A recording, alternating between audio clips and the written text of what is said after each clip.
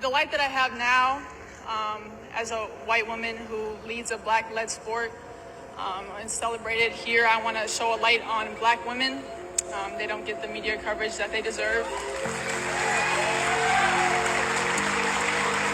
They've given so much to this sport, the community, and society as a whole, and their value is undeniable. In the WNBA last season, the postseason awards, 80% of the winners were Black, but they got half the amount of coverage as the white athletes. So I think it's time for change. I think we should use this power together to also celebrate Black women. So to Maria Taylor, Robin Roberts, Maya Moore, Odyssey Alexander, to all the incredible Black women in my life, on my teams, to Breonna Taylor and all the lives lost, and to those names who have not yet learned, but I hope to share, I stand behind you and I will continue to follow you and follow your lead and fight for you guys. So I just want to say thank you for everything. I'm going to cry again. Y'all are going to make fun of me again, but go ahead, because there are some things that are worthy of tears. And I have been learning over the past few months that the Black community is more loving, more forgiving, more accepting than we have any right to expect them to be. And it's overwhelmed me in a good way. So a couple of months ago, I posted a video because I had been thinking about why is it that throughout centuries on continents all over the place that Black people had been targeted for such horrific treatment and such oppression. Why this group?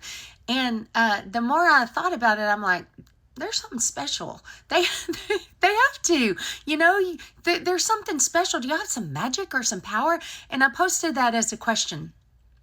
In the comments, I learned the answer in the comments, but not in the way you think. Now, there were people who gave me good information about, historical concepts and things like that. And I'm still learning about that. But what I mean is, in the way they responded to my comments, I can see that there is something special. And that is just by genuinely asking a question, because I want to stop it. I want the world to be different. I don't want this to happen again. And people keep being treated like that.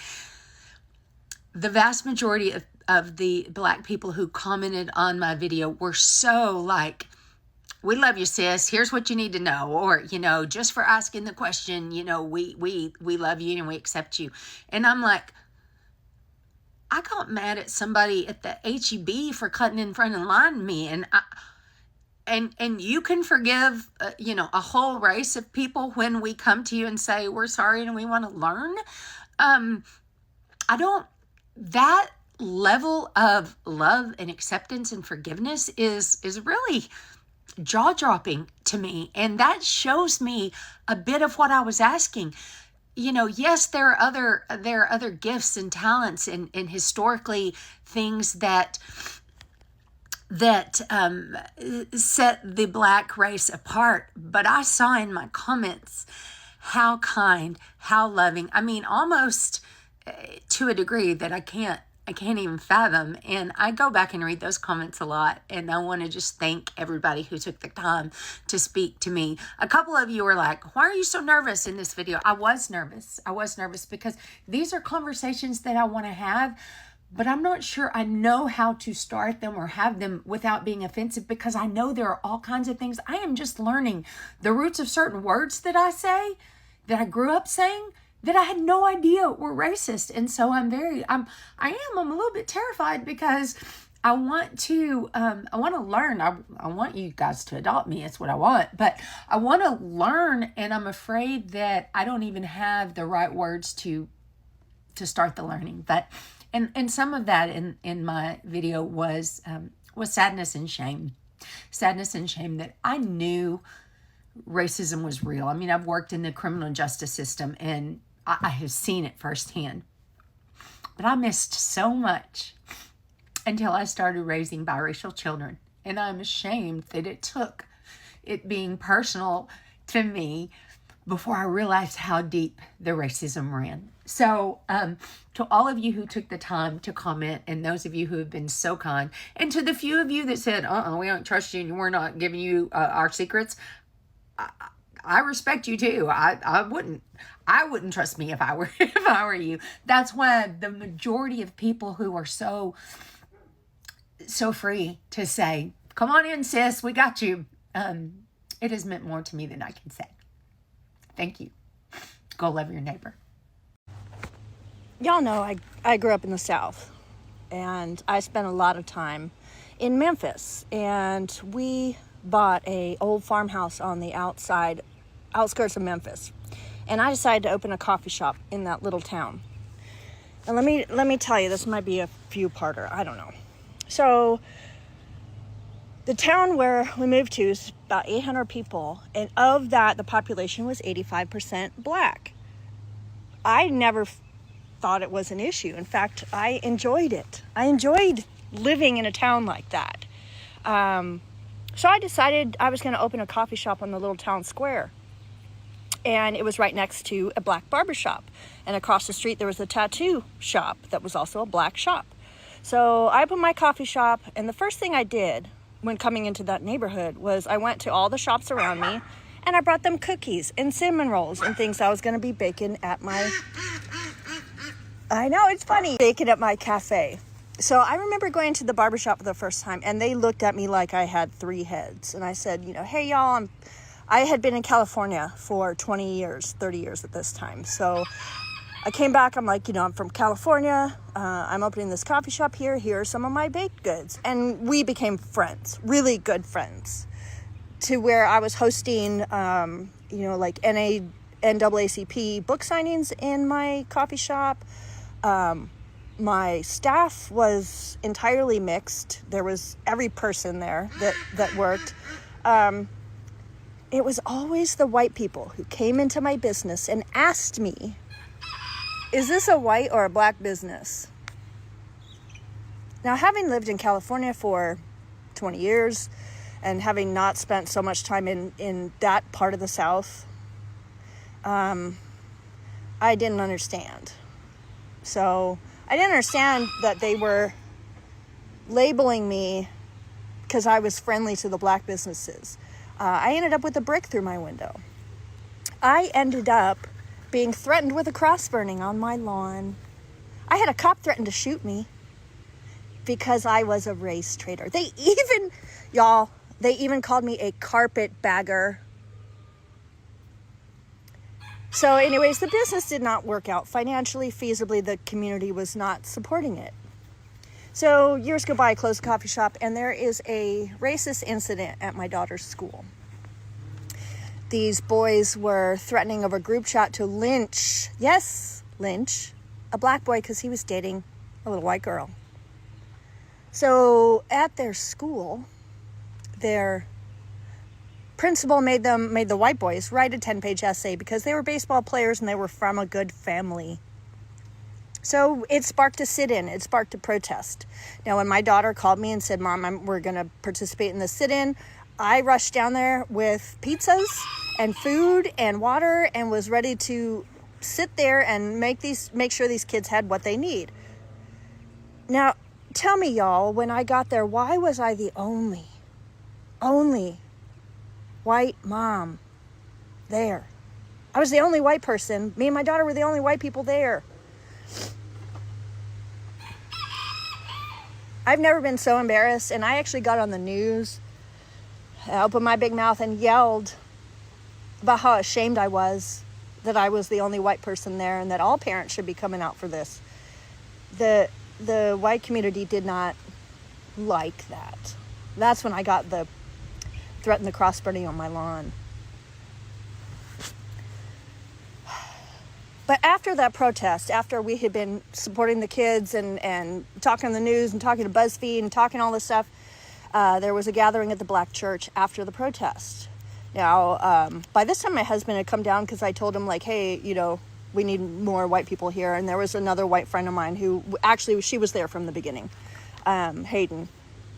So anyways, everyone walks over to the black church. And as we're walking into the black church, a big man stepped up to bar the entrance of my husband and I because we're white.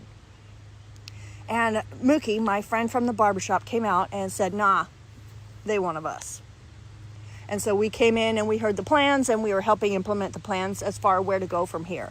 Now, you'll notice one of my pinned posts is my daughter standing up for the kids and asking the tough questions. So what came out of this, the principal was fired, although he was moved to the county over and rehired. The superintendent, the one who sounds like Mr. Garrison in South Park in that clip, nothing ever happened to him. The boys eventually did get suspended, but they were allowed to play on baseball. So, not a lot happened. But what happened was I saw who the community really was and who is holding the community up. This county is a majority black county. The city is a majority black city. And at the time, it was still run by a few white people. When I left, a black mayor had taken over, and there were more black people involved in the business side of that small town.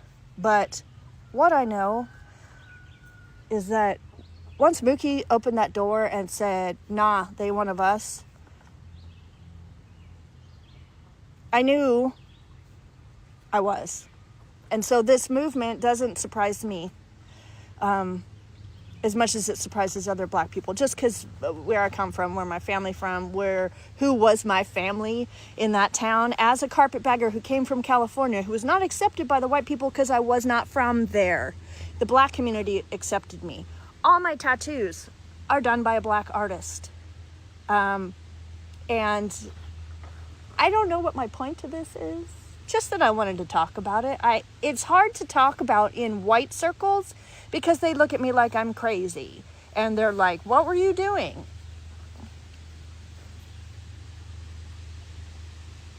I'm just saying. I'm autistic and I love black people. And I know people are going to say, oh, you're trying to be one of them. And I'm not.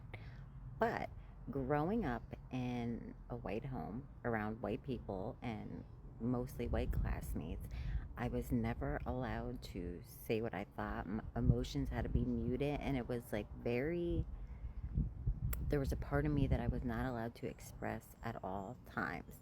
And then I got around black people, just around the black community, and you were allowed to cry. You were allowed to be mad. And the main thing is you were allowed to have an emotion without people personalizing it. Like, I could flip out and they'd be like, oh, she's on some BS today, or don't F with her today. And it wasn't personal. And that was such a gift to me, because that was something that I never had. So, and that's just one of the reasons why, but I just enjoy black culture because you're allowed to be you. Dear black girls, the time has come. I have something on my chest, but I cannot hold it anymore. So I'm just gonna say it. I invite you. It's been years. I invite your genes. I can't believe most of you don't even get old. You guys don't age, or what's the problem in here? I don't see the majority of you fine lines under your eyes. What do you mean you're 35 and you look like 23? God has his favorites and I saw it. What about the lips? What about those juicy lips, those nice lips, those lips that looks plump and is natural in the same time? What about the buttock? What about the fat, juicy buttock? You think that's fair? Do you think that's normal? What about that nice skin that when you apply a little bit of foundation, a little bit of makeup, you just get a glow? Yep. I have all the reasons to invite you. You see this lip combo over here? Yep, that's because of you. Because before you, I even hated gloss. I just couldn't see myself wearing gloss. Now this is my lip combo every day almost. And if you ever saw me with braids or any African hairstyle, it's because I loved it on you guys. And it's not because I wanted to be black, it's because I actually wanted to slay in it as well. Why is it just you that you want to slay in it when I can slay in it as well? Overall, I think your genes are crazy good, and I invite you for that, honestly, from the bottom of my heart, but in a good way, you know. I wish I had all these things because There's a lot of things you guys have and I don't, and I spend money on it because I don't, right? Just in case you have any insecurity, I want you to know you're beautiful. And I find myself turning my head after you on the street. So hope this message got to you, and I hope you're gonna enjoy your day and remember you're beautiful. Hey, Cracker. Listen, I know nuance is dead with you type of whiteys, but are you aware that all crime is racial? And that people commit crimes against their own race more than anybody else? The number one human unaliver of white people is white people. But please explain to me how, as white people, with all of the social and political and financial and historical advantages that you wrongfully have, still manage to do this to each other. You are not marginalized, you are not over-policed, you are not marginalized in any way, born with privileges that you did not earn simply because you were white. And yet, despite that, 6 times a day, a cracker unalives a cracker. But you are going to focus on the most beat down and opportunity robbed people in the history of the United States. Expose yourself, dude.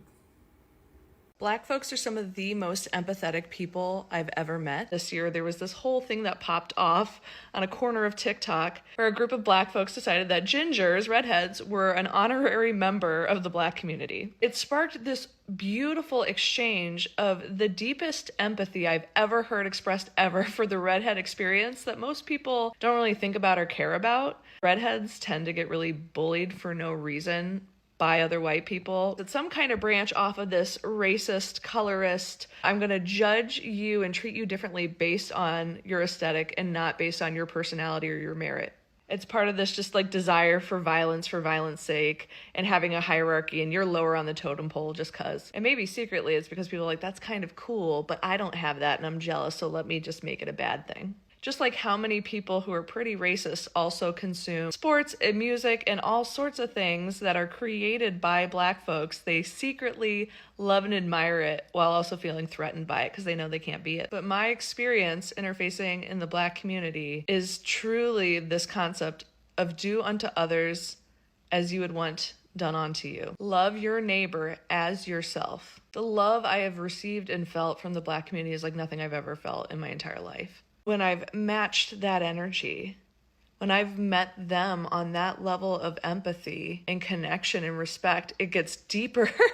The well of empathy and connection is profound. It's, again, deeper than anything I've ever experienced in any other community. And I think most white folks miss out on this because of all of this division and hate. We are taught from a young age to be divided, to mistrust each other. And white folks are indoctrinated to hate and fear black folks so that we can justify their treatment. It's easier to treat someone poorly if they're the enemy or if you feel like you're somehow victimized by them. I've never truly been victimized by black folks. Yes, there have been isolated moments of violence and crime and whatever, and the media runs with that as propaganda to keep pushing this race war. And I find it interesting that people like CK clearly had deep disdain for black people and empathy. To me, those things go hand in hand. And even though that whole situation was a white-on-white crime, even a conservative-on-conservative crime, they've managed to blame it on black folks who had nothing to do with it. And now there are these lynchings of black men.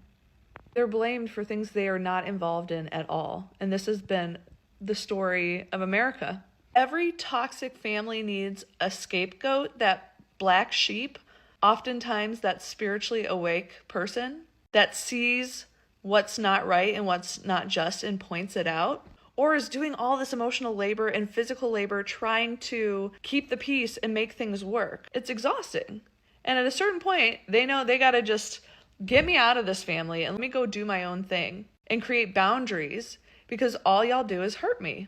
You've experienced that with your family and you've had to like cut off from people for being so toxic. Either join them in the family abuse and the cycles of violence, or you get free from it.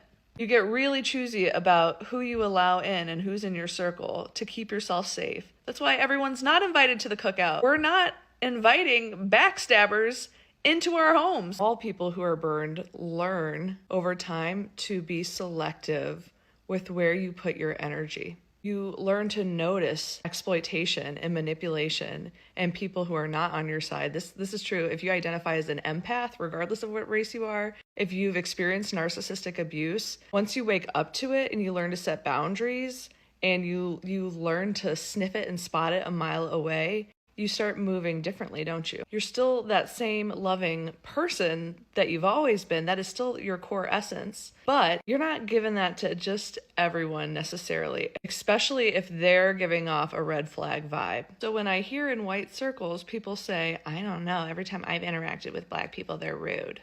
I'm like, are they? Or are they responding to your energy? Are they mirroring? So if you're watching this and you're white and you don't have any Black friends, you need to do deeper work, because the more you do the work, the more that you're vocal about it, the more all of a sudden you will have Black friends coming out ready to ride for you. So long as you show that you're going to ride for them back legitimately and not poof when times get hard. That's that empathy with action. It's time for us to move differently. One woman comment has sparked a heated conversation online, and people can't seem to agree. In a recent discussion, some white women shared their personal experience of living and spending time in a predominantly Black community. They said they have met incredible people, they have experienced kindness, generosity, and a real sense of community from the Black community. They genuinely enjoy being around the Black people. Their remark went viral. Many fewer applauded them for speaking openly about how positive experiences and for challenging stereotypes with their own story. They said personal experience like theirs can help break down barriers and encourage people to see each other as individuals instead of true prejudices. But not everyone will reacted the same way. While some white critics still says they are bluffing and therefore they did not agree with those women. Perhaps the most important takeaway is not whether everyone agrees with them. It's that meaningful conversation begins when people are willing to share their experiences honestly, while remembering that no community is defined by a single story. Every neighborhood has kind people, every community has challenges, and every person deserves to be judged by their own character, not by assumption tied to their faces. If the story make you think, hit the like button, subscribe to the channel, and turn on the notification bell for more thought-provoking discussion on society, culture, and current events. Thank you. See you in the next one.